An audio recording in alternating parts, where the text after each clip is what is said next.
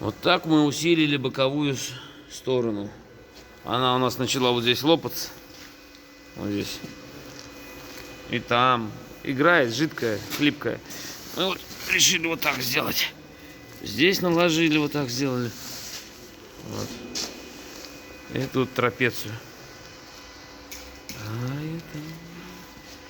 Вот так.